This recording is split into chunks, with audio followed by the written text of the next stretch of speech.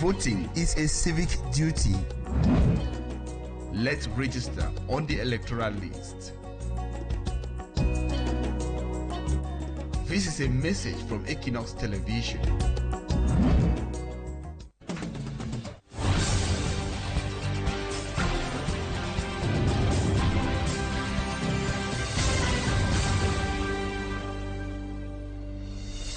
Good evening to all of you faithful viewers of Equinoxe Television, 6 p.m. in Douala, and it's time for the news. Thank you so much for joining us tonight. Our major stories this evening: artists in Cameroon join their voices to say it's time for change in the country. One of them, a hip-hop musician, Kopo, wonders aloud why the youth in Cameroon have been so much neglected by a regime made up principally of fathers and grandfathers. In his letter to those in power, Kopo cries out on how Cameroon has so much depreciated in the hands of the current leaders. We bring to you a synopsis of his outing in this news edition. And Minister Belobuba Maigari says his resignation from the government is on its way and will be tabled soonest. Speaking to Jeune Afrique magazine, Belobuba says he resigned following pressure from his party militants, the NUDP party, for him to be candidate in the upcoming presidential election in the country.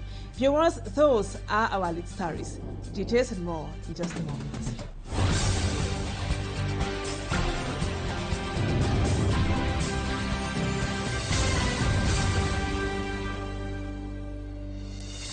Welcome back, viewers. Thank you so much for the confidence.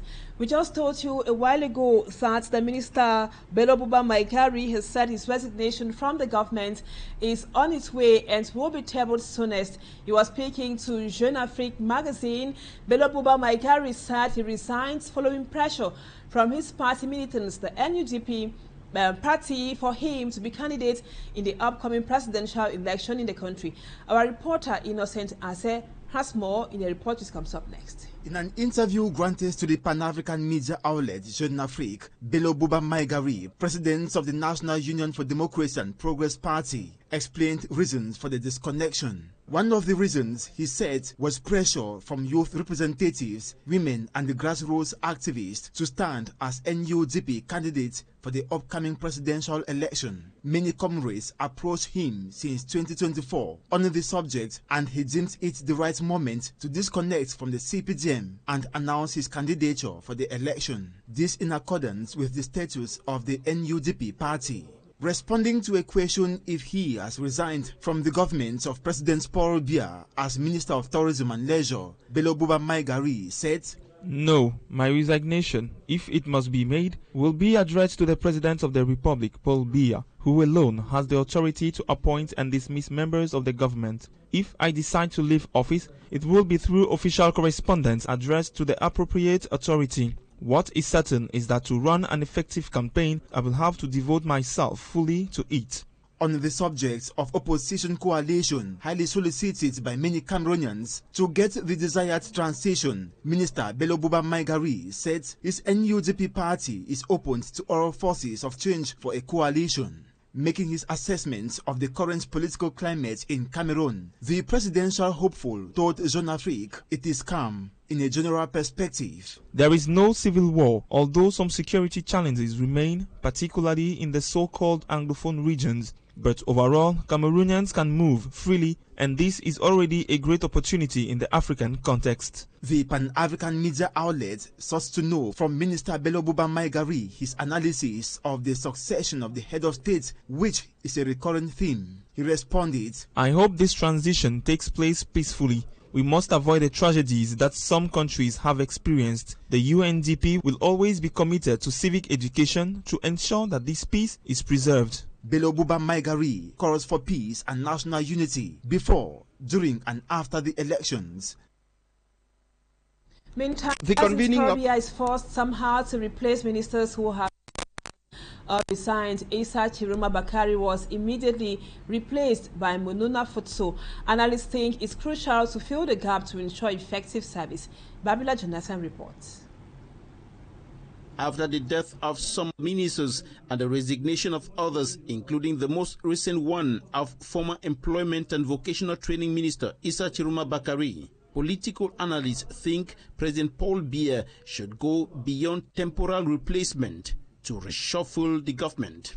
Inasmuch as we know that it is the president's right and privilege to shuffle the government whenever he wants during the term of his office, the term while he's president.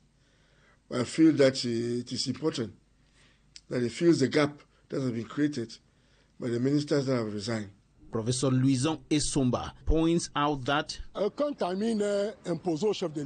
the appointment of a minister depends on the discretion of the head of state. He is not compelled by any constitutional or other legal dispositions to reshuffle the government at any given time.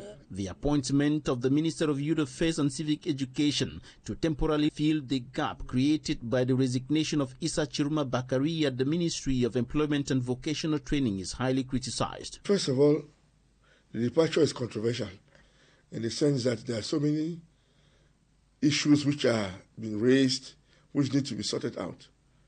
Don't create controversy on controversy.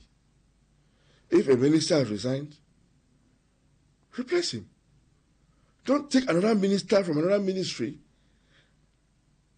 to go and assume the interim, thereby managing two ministries at the same time, thereby giving yourself too much trouble, and thereby making as if there are no Cameroonians. Why? For the sake of governance and national interest.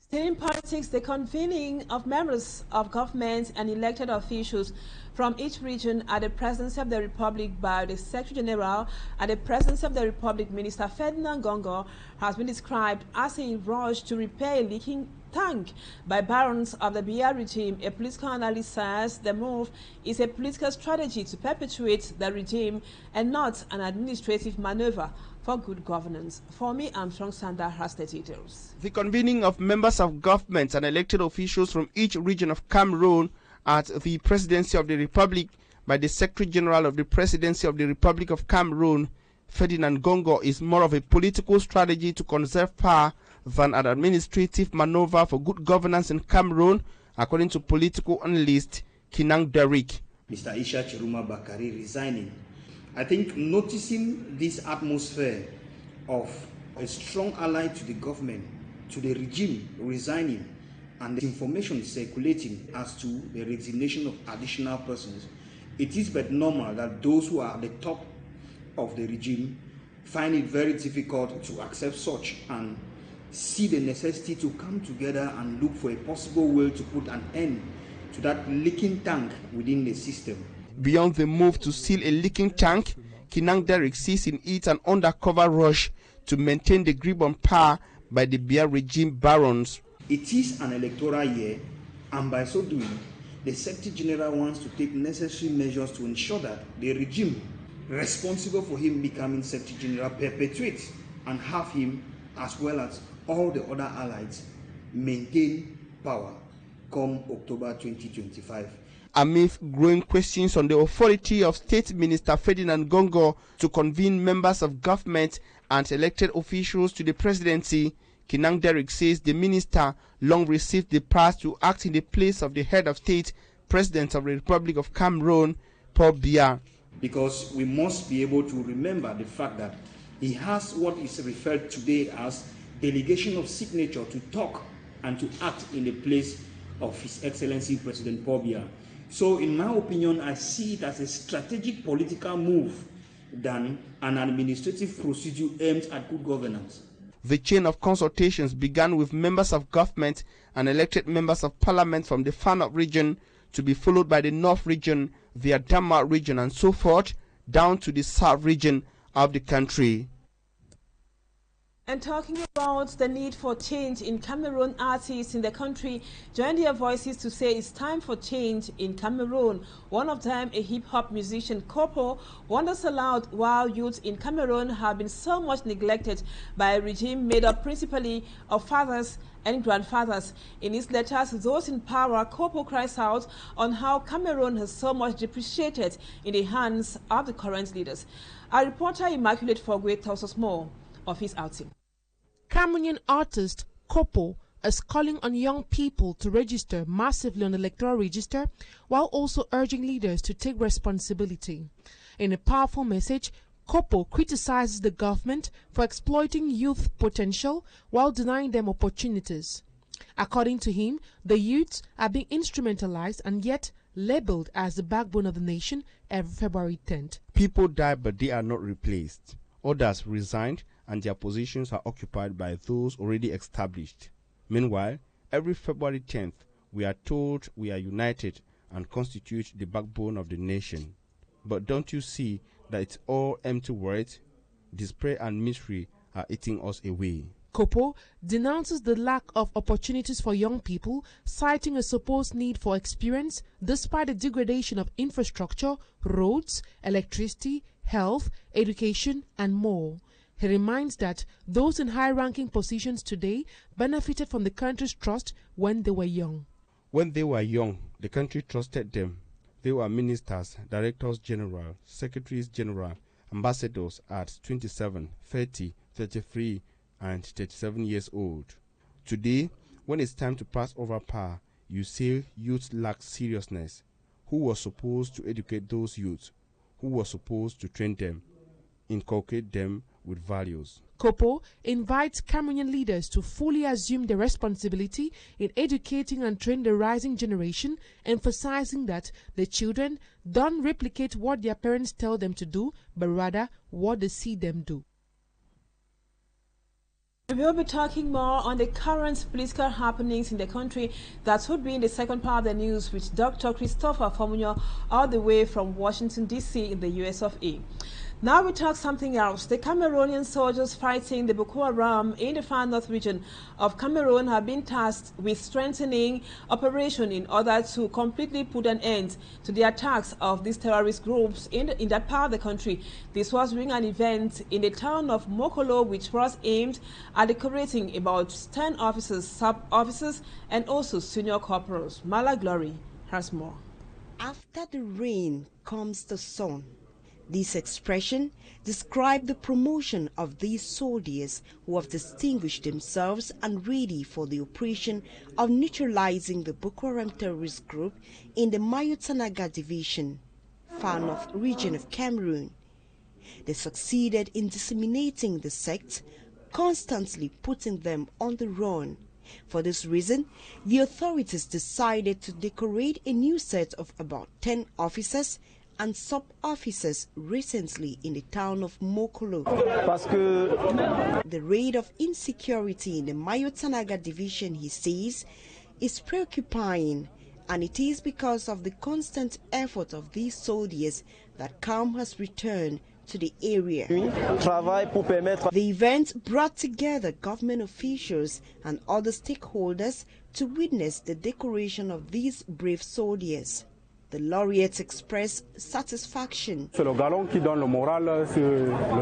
This promotion encourages them and boosts their morale on the battlefield. While celebrating, he says they think about the fallen heroes but are ready to continue the fight. They also presented some challenges they face on the field, at the same time sending a warning message to the enemy. We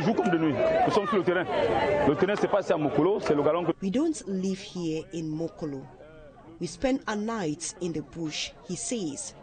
The Boko Haram terrorist group should take their distance because we won't give them any breathing space. Meantime, a military parade was carried out by the laureates to crown the event in Mokolo. As these images just getting to us a while ago, there are images of an illegal firm manufacturing cosmetic products, which has been uncovered by the Special Police Branch of the Douala 5 Subdivision. The owner of the illegal production factory says he has been into the production of those illegal products since 2021. Most of the items are being sold in villages around the littoral region, and the divisional officer for the Douala 5 subdivision was present at a scene and sealed the structure, while a commission will be set up in the days ahead to destroy the products. Let's now listen to the divisional officer for the Douala 5 subdivision, Dr. Asongwe Kletus. In the excerpt which comes up next, he says the products will be destroyed in the days ahead. Illegal enterprise which is specialized in the production of bleaching products, cosmetic products that women use. First of all, the environment itself can never be acceptable for the production of such products that women use on their skin. Then secondly, the products that they are manipulating there are toxic products that can cause serious fire incidents here. And you see there is no measure for protection of the place. Even electricity is tapped directly from the poles. It means they are stealing electricity. The measure that we are going to take is simple. We are going to officially seize the products and create a commission to destroy. But then the promoter will have to face justice. We are going to send him to the Justice Department to do the rest, because somebody who has been doing this, he claims he has been doing it since 2021. It means that he has been killing the population since 2021. And it's not something that we can allow him to go scot-free. Aigle Royal of Menua and Unispo of Bafang are now in the Elite 1 League next football season. The two clubs from the West region gained their promotion into the top flight football of the country after an exceptional performance during a tournament known as Playoffs Up in Douala. 5 other clubs were relegated to the regional championships. Smart Jikan Gabriel with details. Aigle Royal of Menua, who were crowned champions of the Elite 2 League at the end of the playoffs up, had a better balance sheet during the tournament to gain accession into the Elite 1 Championship for the 2025-2026 football season. In 7 matches played, El Pacha won all 7 games, scored 21 goals, conceded 7 goals, and picked up 21 points out of the 21 available and had 2 clean sheets. The runners-up, Unispo of Bafang, who were also promoted into the Elite 1 Championship next football season, won 6 of their matches, and their only defeat was against champions Aigle of the Menua. Frank Edward Asiga of Unispo of aucun was the top scorer with 26 goals in the entire season in the Elite 2, with 10 of these goals coming during the Playoffs Up tournament. 5 clubs amongst them, Fuvu Club of Baham, Dragon of Yaoundé, Njiko FC of Banjul, Eyes of Hope Football Academy, Ishosa of Limbe, and FC Yaoundé 2 were relegated to the regional leagues of the Center, West, and Southwest, respectively. Thanks, Matt. Sad report brings us to the end of the first part of the news. Viewers, let's move on to talking points.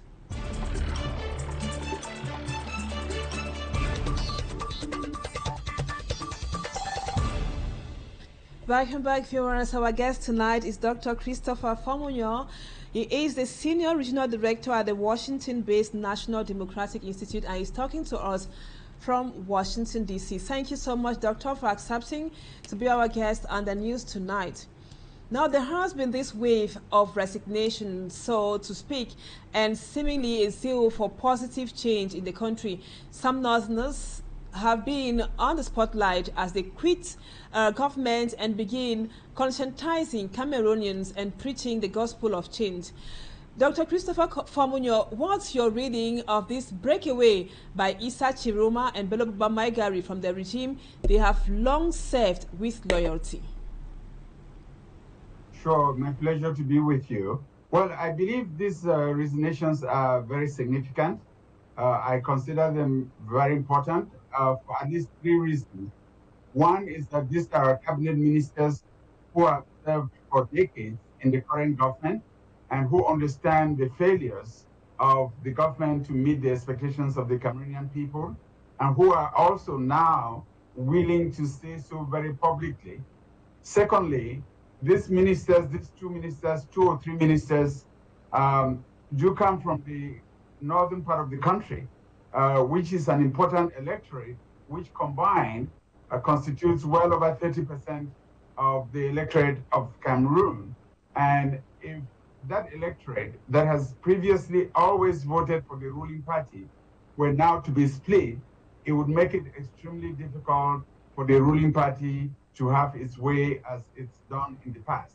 And thirdly, I believe these resignations and the declarations from the ministers also coincide with a generalized criticism of the performance of the CPDM and the fact that BR in 43 years has not been able to accomplish a lot that Cameroonians are proud of. And now we have people saying that at the grassroots level, as we've seen from various populations up in the north and other parts of the country, and we now have former cabinet ministers being willing to go on record to say so on record in writing as well as in their public declarations. So a combination of these 3 points makes me realize how significant these developments are. Doug, let's talk about this recent outing of Bakar Usman. Let's come back to it. He is a son of one-time powerful governor of the Far North region. Bakar Usman said President Paul Biya's family members should advise him to step down before it's too late for him. He also cautioned the military to stay clear of politics. There are speculations that the Northerners might be planning something surprisingly serious come October. Can those fears or speculations be valid, Doctor? I don't know if they're planning a surprise. I do know Bakar Usman very well. We have communicated in the past, and he's someone who's been very determined to make a contribution to Cameroon's future. Of course, what is coming out of the Northerners today is something that have been repeated by Cameroonians in other parts of the country. Let's not forget that the Northwest and the Southwest regions are in turmoil for the past 8 years because populations at the grassroots level have been extremely dissatisfied with how they're being treated by the Yaoundé government. Let's not, even recently as in the eastern region, also have taken to the streets to demonstrate their frustrations. So you have this sense that there's a generalized sense of unease and disagreement about the balance sheet of the ruling party, and that the Northerners who in the past have always been silent and quiet are finally finding their voice and finding their footing to join the chorus of what other Cameroonians have also been saying. And I think it's that cumulative effect that may help bring about meaningful change in our country in 2025 and surely beyond.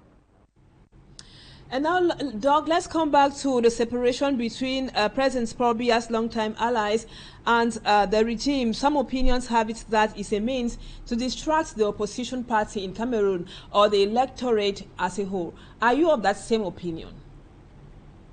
With politicians, as people tend to say, you have to trust but verify. And I believe we've got 3.5 months before the elections to be able to watch them very closely, to be able to watch their declarations and their movements, and to be able to determine whether they're sincere or not. And I think that Cameroonians are wide awake, they're very informed, they're politically savvy, and in the next 3.5 months, they are going to be able to make the determination as to whether these individuals are sincere or not. But I must add that as an adult, as someone who's got political capital, you don't put your name out there, you don't put your reputation on the line just to play second fiddle to a regime that wants to use you. If that were to be true, then these personalities who have been cabinet ministers, who are professionals by their own rights, I mean, Issa Chiroma is an engineer by profession. And, you know, I don't see how someone of that caliber, irrespective of their political leanings, would put their reputation and their careers on the line at this point in time when Cameroonians are really thirsty for change. So I believe that in the next 3.5 months, everyone will watch them closely, and ultimately, people will be able to make up their minds if they find in the interim that they are probably just playing a game in favor of the ruling party. FOMUNYOH, Cameroonians have been expressing their worries and frustrations openly lately. Recently, we got images of some inhabitants around a locality in the central region, Mayosand, I think, blocking the way for CPDM militants who were there to hold a party meeting. The people complained that they can't be holding meetings when the villages have no roads and have been living in misery. Are Cameroonians getting more and more conscious that they must participate actively in achieving the change they deserve and desire, Dr. Christopher? You know, there are certain things that are so obvious that everyone can see and feel, everyone can hear the desire for change across the entire country. There is nothing that can rationalize or justify someone who is 93 years old, who has been in power for 43 years, and who seeks another 7-year term.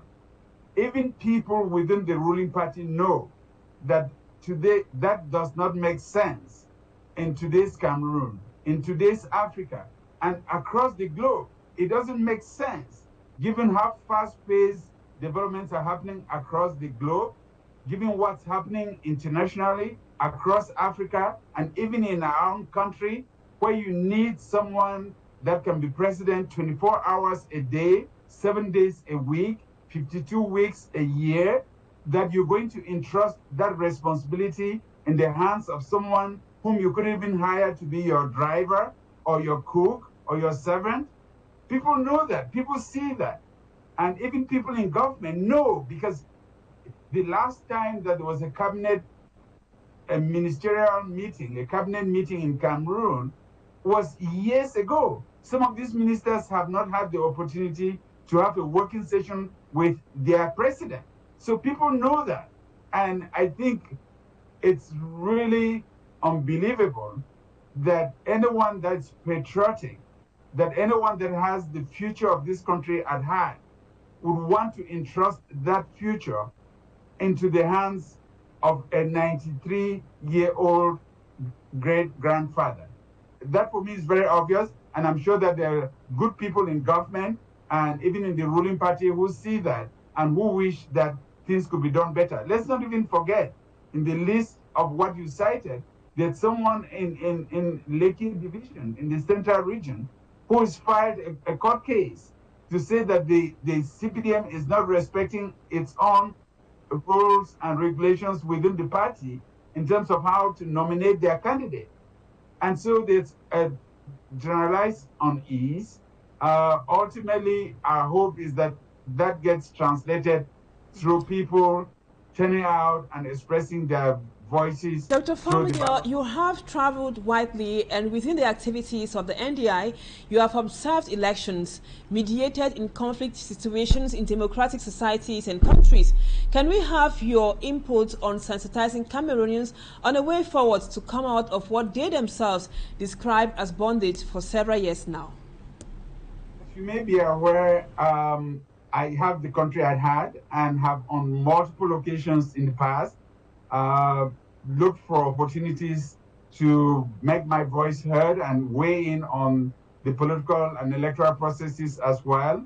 I don't think it's going to be any different in 2025. It's probably going to be even more necessary that I make my position known and I weigh in the best that I can to make sure that the country can have the change that it deserves. I think every patriotic Cameroonian, whether they are in the country or outside of the country, must find every available opportunity to make sure that their voice is heard and their actions are felt with regards to the impending elections in our country, because this could be a watershed moment for a country that's already saddled by a lot of economic crises, by young people not being able to find employment, by conflict and polarizations, by people wanting to even opt out of the whole setup because they don't feel they belong.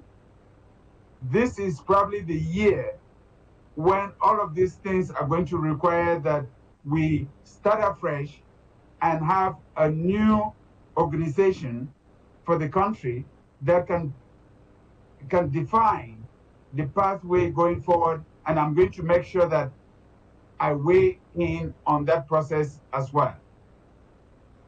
Thank you so much, Dr. Christopher FOMUNYOH. We will want a wish to push this conversation furthermore with you. That would be tomorrow. Hopefully, you will be available. Thank you, sir, for accepting to be our guest on the news tonight.